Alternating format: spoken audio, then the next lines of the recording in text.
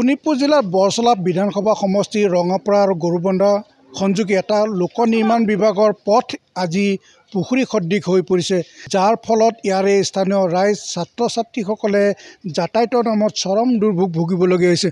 মই প্ৰথমে সেই দৃশ্যটো দেখুৱাই লৈছোঁ। এইটো এটা লোক নিৰ্মাণ বিভাগৰ অতি গুৰুত্বপূৰ্ণ পথ। এইটো হৈছে গৰুবন্ধা চেণ্টাৰৰ এটা পথ, আজি পুখুৰী সদৃশ হৈ পৰিছে।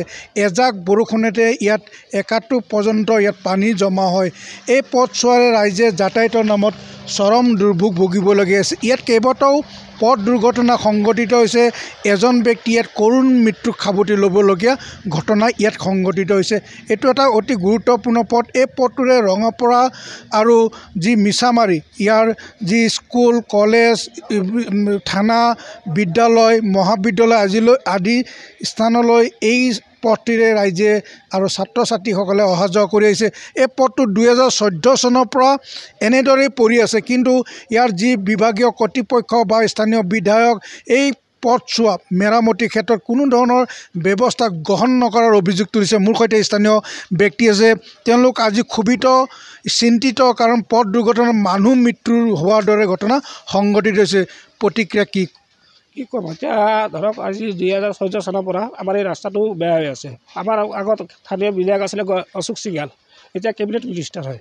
তেখেতে কৈছিলে বনাই দিম বুলি কেনে, বনাই দিয়া নাই। এই 5 বছৰত আকৌ আমাৰ বিধায়ক হৈছে গণেশ ডিম্বুৱে কৈছিলে বনাই দিম বুলি, এতিয়ালৈকে বনাই দিয়া নাই। আমাৰ ইমান অসুবিধা হৈছে। ইয়াতে অহা যোৱা কৰে, চব গাঁৱৰ ৰাইজে অহা যোৱা কৰে, স্কুলৰ পোৱালি অহা যোৱা কৰে, আপোনাৰ বজাৰ আছে, সাপ্তাহিক বজাৰৰ মানুহ অহা যোৱা কৰে। ইমান পোৱালি ইয়াত পঢ়া শুনা কৰে, গৈ কিনে চাইকেল লৈ কিনে পৰি যায়, ভৰি ভাঙে। আজি 3 দিনমান হ'ল আমাৰ গাঁৱৰে ৰাইজে এটা মহিলা মানুহ এটা পৰি কিনে ভৰি ভাঙিছে, দুখ পাই গৈছে, ভৰি ভাঙিয়ে গ'ল। এতিয়া দুখীয়া মানুহ ক'ত পাব পইচা?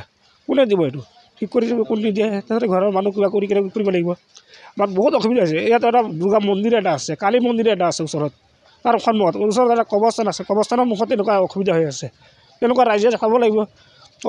মেইন কথা হ'ল আপোনাৰ চৰকাৰে আমাৰ এইবিলাক বস্তু কোনো কাম খানে দিয়া নাই। ইমান খালি কৈছে উন্নতি হৈছে, ক'ত উন্নতি হৈছে? আমাৰ ৰাস্তা ঘাটৰ কোনো উন্নতিয়ে হোৱা নাই এতিয়ালৈকে। কি ক'ব দাদা? চাওক, এইখন আমাৰ যিটো মেইন পথ গৰুবন্ধা, এইখন গৰুবন্ধা পথ মেইন পথ। ইয়াত কি হৈছে, আজি প্ৰায় 2015 চনৰ পৰা এইটো ৰাস্তাত এনেকুৱা এটা পৰিণত হৈছে, যিটো ৰাস্তাত এই ৰাস্তা দি আপুনি মোটামুটি দিনত ইয়াত এইখন গৰুবন্ধাৰ অঞ্চলত যিমান ৰাইজ এইখন মেইন পথেৰে অহা যোৱা কৰে, কিন্তু অহা যোৱা কৰাৰ পিছতো এইখন ৰাস্তাত আজি এই ৰাস্তা দি কিমান ডাঙৰ ডাঙৰ নেতা ভিআইপি মানুহ আপ ডাউন কৰে, এই ৰাস্তা দি আপ ডাউন কৰে, ইহঁতৰ চকুত নপৰে। কিন্তু ইয়াত কথা হ'ল এইখন জেগাত আজি যোৱা বছৰ দুৰ্গা পূজা আগদিনাত বৰষুণত কমচে কম ইয়াত 3 ফুটমান পানী উঠি গৈছে। কিন্তু এই পানীৰ ভিডিঅ' যদি চাই, এতিয়া মই ভিডিঅ' আপোনালোকক শ্বেয়াৰ কৰিব পাৰিম। এইখন ভিডিঅ' মই ৰাখি থৈছোঁ, ইমানটো পানী হৈছিলে ইয়াত আহি আমাৰ ঠেলামাৰা চাৰ্কুল অফিচাৰ ইহঁতে আহি ইয়াত কৰি গৈছে। তাৰপিছতো ইয়াত কোনো একো ব্যৱস্থা গ্ৰহণ কৰা নাই। আজি 3 বছৰ আগত আহি অশোক সিংহাল ডাঙৰীয়া ছাৰে ইয়াত এইখন দুৰ্গা পূজাৰ মাজতে আহি তেখেতে প্ৰতিশ্ৰুতি দি গৈছিলে ইয়াত থিয় হৈ পেলাই যে আমি এইখন ৰাস্তা মেৰামতি কৰিম। আজি তেখেত গৈ বিধায়কৰ পৰা আজি গৈ মিনিষ্টাৰ হৈ পালে, তেখেত গুৱাহাটীত নিজৰ চকীত বহি আছে, কিন্তু এইখনৰ ৰাস্তাত তেওঁলোকৰ চকুত নপৰে।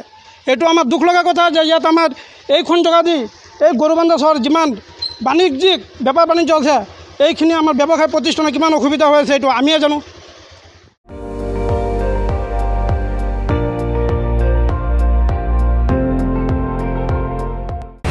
আপুনি চাই আছে ND24, সৰ্বশ্ৰেষ্ঠ নহয়, সৰ্বোত্তমৰ দৌৰ।